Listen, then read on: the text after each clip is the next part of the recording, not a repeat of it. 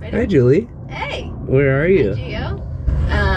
I'm on Seafox at the La Playa Anchorage in San Diego Bay, California.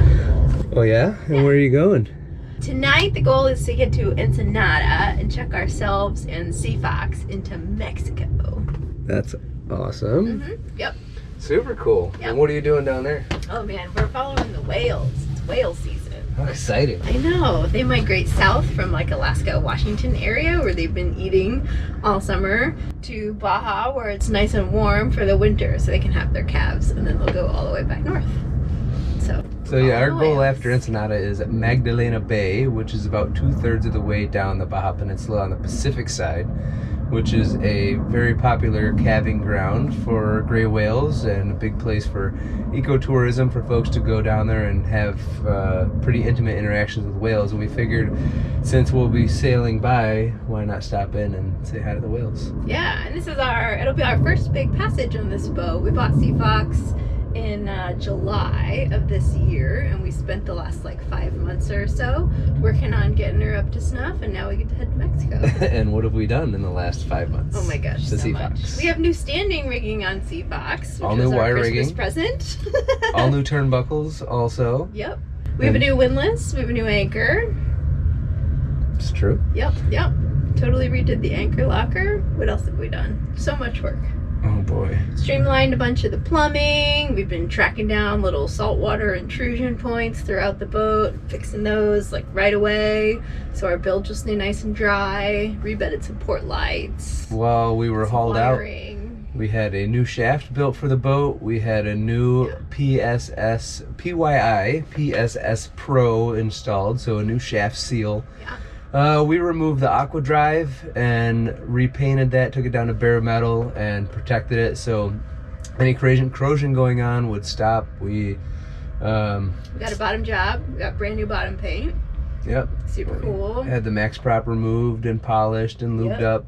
Honed the rudder a little bit so the steering's looser and more responsive. Got a new cutlass bearing. Yep. True. Yeah. So yeah, she's had we bought this boat in July, like Julie said, from Harry and Maura, very good friends of ours now. It was a pretty unique purchase situation. We didn't go through a broker. We found this boat with the help of John Neal and his purchase consultation. Yep, Maine Expeditions. And he was, wow. This is not a boat. This is a pirate ship. It's so fun to hang out with John Neal and students Gio and Julie.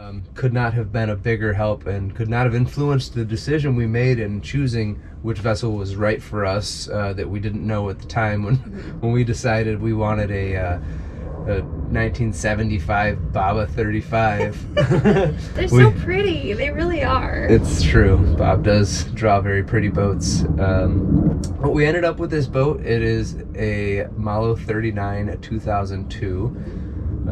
And we... Oh man, we got some new halyards and a bunch of new running rigging too.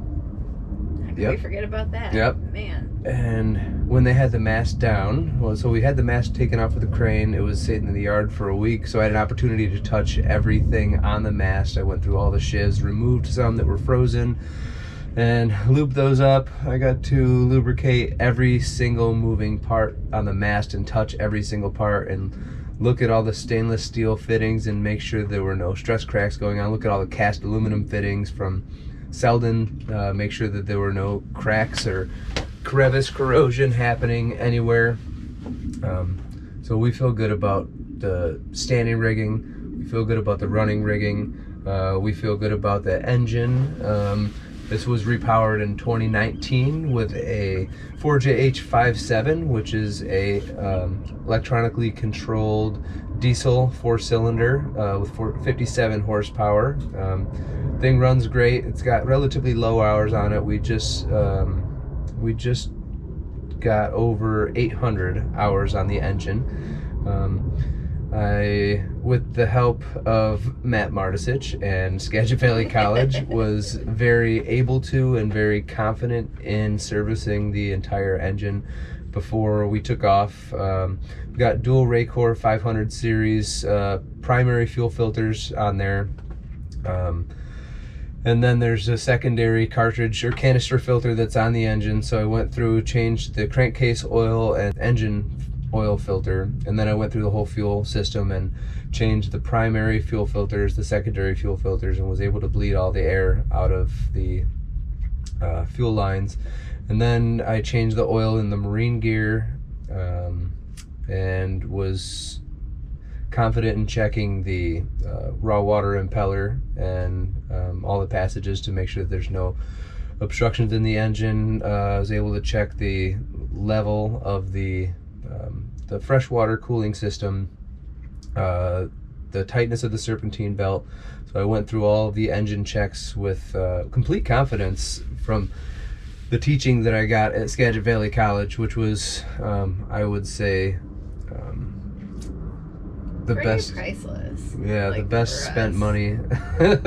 Yeah. So we came up with this idea or goal of going cruising probably 4 years ago, and we went on a Mahina Expeditions training sail with John Neal. They got a great time, learned a ton, and one of the stops in his itinerary for the Pacific Northwest passages he does is at Skagit Valley College Marine Tech Center. So we had a morning there with Mike, looking at engines, talking about batteries, like just kind of getting a feel for the maintenance side of things. And I think you were pretty comfortable with the chunk of it. That's so not true. Super handy. I mean, I've tinkered around with small engines and stuff my whole life, but I had no experience at that point with a diesel engine. And I remember when we were talking about getting a boat and just taking off, I was like, Julie, what happens if the diesel engine stops? I don't know anything Oh, about and it. I don't either, and I don't care because I'm a girl. No, I'm mostly kidding. But for reals, like we had this very heartfelt discussion of like Gio cannot or shouldn't have to maintain the entire boat by himself, depending on what we get and how we want to be more balanced in that way on whatever boat we end up with. So this stop in Anacortes was huge for us because I'm a very good formal learner and he's super good hands-on. So I was like, oh, light bulb. We could come to SVC for a quarter, 2 quarters, an academic year, which is like 9 months, get a ton of training, learn a bunch of this stuff in the educational style that I know works for me, with lots of labs that works well for him, and then we could be much better prepared to go cruising and maybe get some work along the way, working on boats and being marine technicians. So that's where the idea like kind of came from. Yeah, and like anything, you get in it what you get out of it, what you put into it. And we were very studious. We both left with 4.0 GPAs. Mm-hmm. But we worked hard for those. We went extra help, went in the labs on our own free time and didn't understand something, went in there and asked the right questions. We had really cool teachers and learning aids at our disposal, so you can actually touch things. Like it's a perfect scenario for students to make mistakes. Like they have Totally. a place for you to break something that's gonna be okay. And no one's gonna yell at you. And the teachers are great. Like I remember when we were in, so the first quarter we had the same classes, and then we divided up. So I did the electrical side of the house, and then Gio did the mechanical side of the house. And we were in safety tools and fasteners with Matt. And we were making something. I can't remember what it was. It was some kind of woodworking project. And Gio had just finished building her house, so he's like creating these masterpieces in the lab, and I'm like cave woman over here, like trying to make my thing. And I finished the project, and I'm like, mine's so ugly compared to everybody else's. And Matt came over, and he was like, Julie, is that your first time doing something like this? And I was like, yes, first time in my entire life. He's like, well, you did great. You finished the project. It was perfect. It was excellent. Phenomenal teaching strategy. Yes, excellent teachers, positive reinforcement, places to grow and learn as a developing, whether it be woodworker or engine mechanic, or as a marine electronics investigator, installer, Yeah, programmer. totally. I was like, I wouldn't touch my car battery. I wouldn't jump start my truck. I wouldn't do any of that stuff before we went to SVC, which I quickly realized was not going to work out if we're living on a boat together. And I have to be able to do some of that stuff. So And it I was- worked out well. I was to the point where I would confidently touch those things and do it incorrectly. And I'd be there like, you're gonna die, you're gonna die. But the amount of knowledge that we got at Skagit Valley College, not only in how to use the tools to do the thing, but how to do the things correctly, Yeah.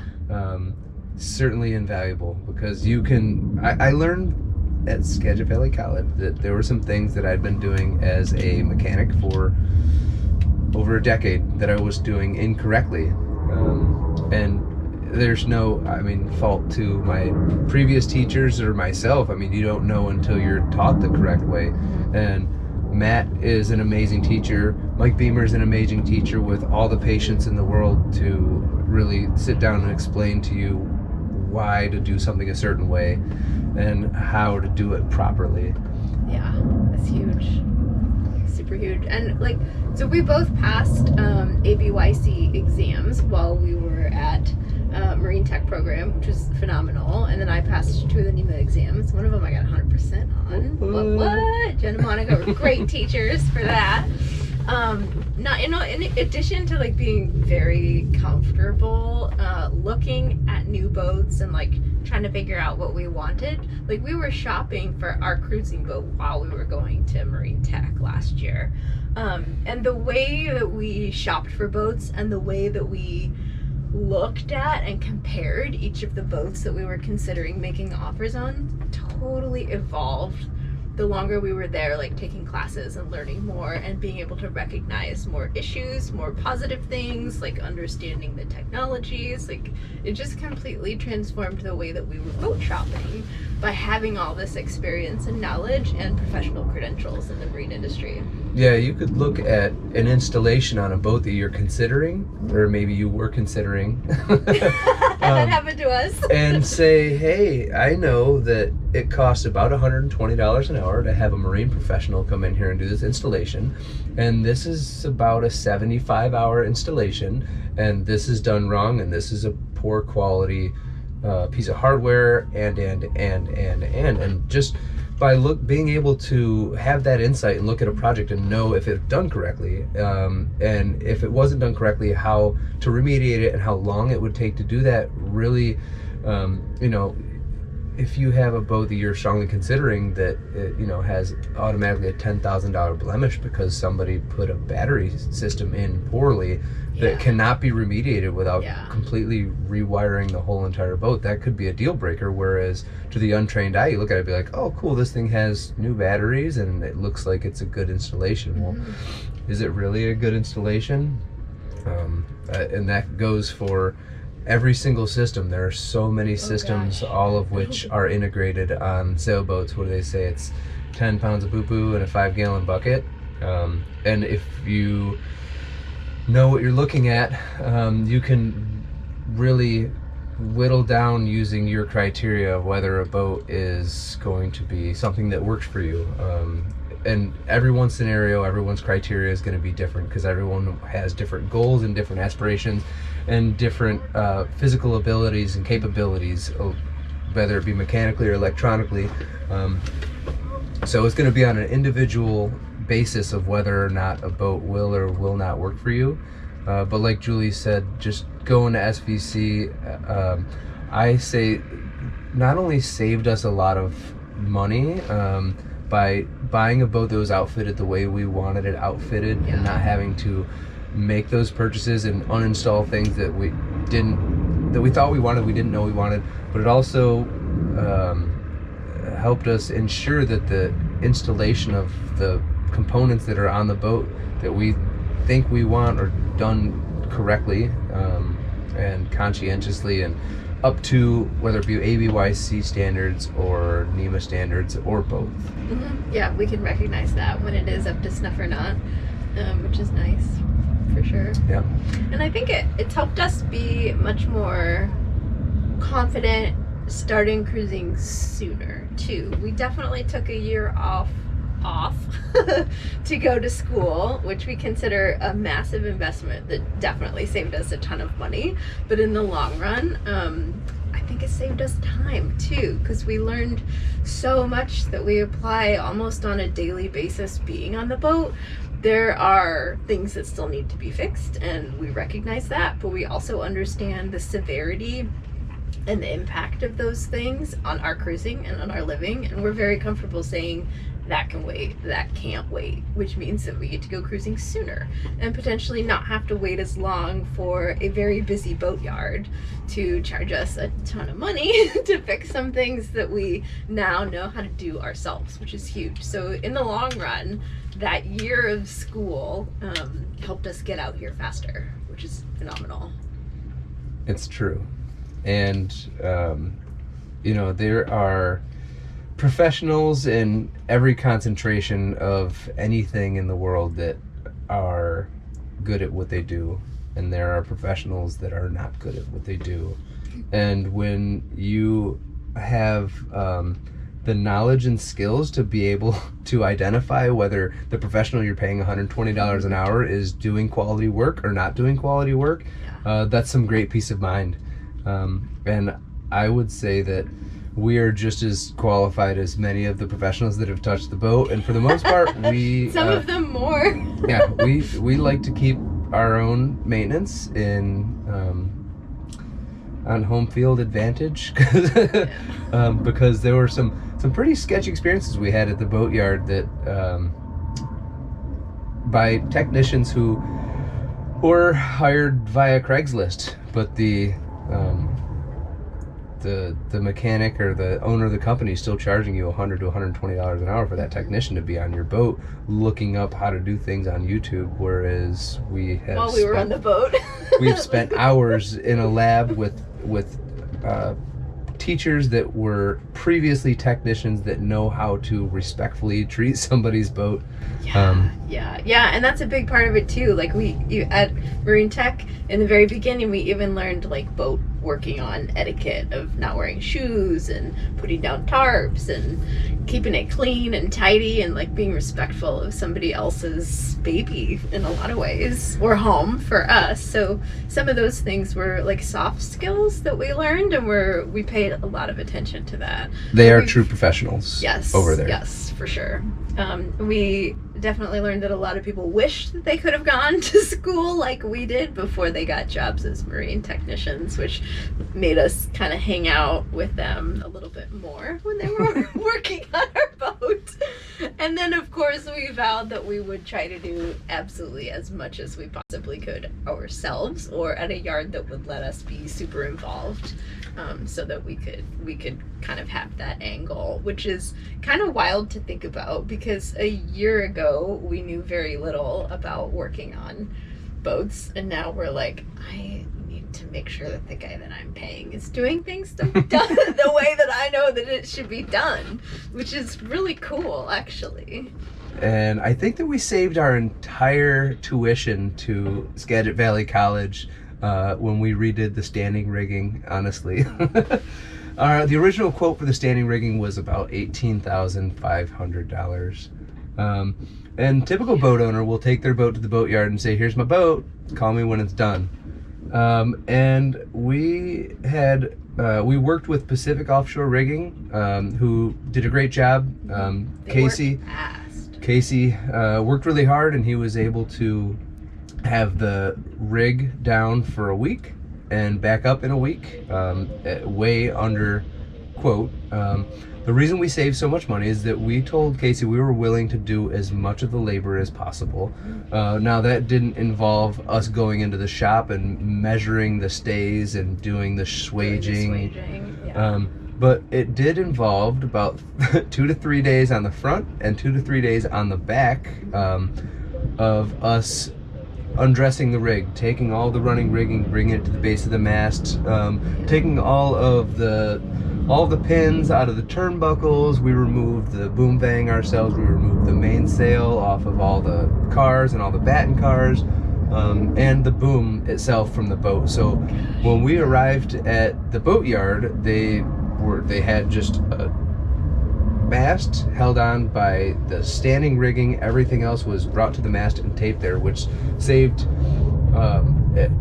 God knows how many hours. Oh man, But thousands of dollars. the original quote was 18.5, and we got out of there with the rig done, brand new wire rigging, and we redid all the turnbuckles for about 12,000. And you know what was really cool is that when it was time to put it back on, they were all done working on everything. We were done working on the mast and the systems and had everything the way that we wanted. We got to help step the mast again, which is exactly what we did at Marine Tech when we got to help with stepping the mast on King's Pride earlier this That's year. true. It We was were really not cool. a stranger to the process at all. We were just doing it for a second time. Yeah. And there were some aspects of stepping the rig and putting the rig back on that, as a owner who was actually paying attention, that would have been done incorrectly had we not been here to double check the work of the professionals. Not to say that they're not professionals, but it's not their boat and they're not nearly as familiar with the rig as we are. What did they have? The backstay would have been Yeah, in they weren't front. going through that properly. They Yeah, weren't the going through backstay was not bending. led properly, and Something else he did weird. Like something that didn't fit, and it's because he had it led wrong.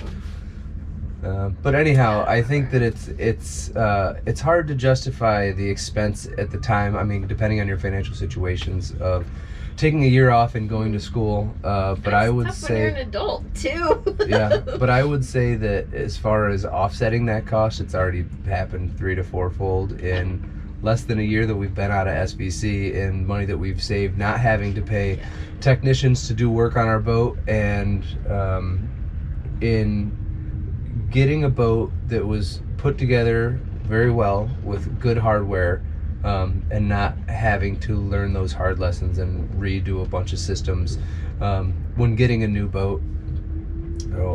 All that learning and the savings in hardware and time have really made it worth the journey at SVC. Yeah, and it's super fun. It was a cool pit stop for us on the way to being cruisers and going cruising, and we made so many friends. Some of them come down to visit us.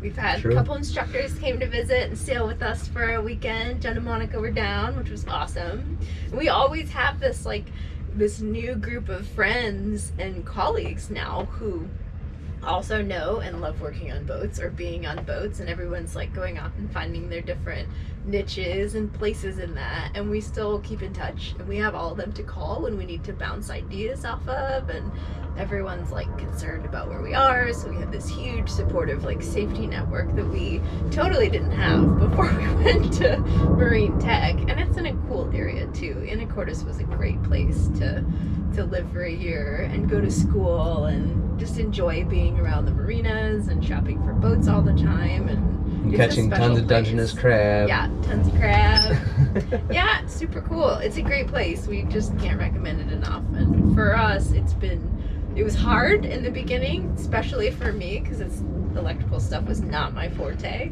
and I'm still learning, for sure. Electronics, very much my happy place these days, She's which I doing wasn't great. expecting at all. But just being able to confidently understand your boat systems, and if you don't know what they are, just by looking at them right away, you kind of know where to start. You have an idea. Oh, it's a water maker. Oh, it's this brand that I looked at, and I costed out a system for Mike's advanced systems class already. So I have like just enough understanding to get started, instead of everything feeling like overwhelming. Oh my gosh, I have to learn this from scratch. So totally worth it for us, and really would absolutely recommend it as a couple, or if it's just you going cruising too. It's a great community to be part of. Even if you're not going cruising, even if your goal is to be a boat mechanic, if you want to work in the marine services, Yeah, I mean, you're golden. you're very employable, and once you have some ABYC certifications and you know what you're doing, you can write your own ticket, because as we've seen in the industry, having technicians that have a formal education are very few and far between. So it'll be, I can't see a losing aspect to going and getting an education at SVC. Yeah, definitely Marine Tech. It's just awesome. It was a great place for us to learn, and can't recommend it enough for other people too. And Mike Beamer does things that go way above and beyond. That's true. For instance, we're planning to cross the border into Mexico tonight, and we got an awesome going away gift in October when we went there for a visit to do some work. Mike gave us astronaut ice cream. So That he made. at Yeah. home. So we have this freeze-dried ice cream sandwich that is like our little victory dance when we cross from the U.S. into Mexico.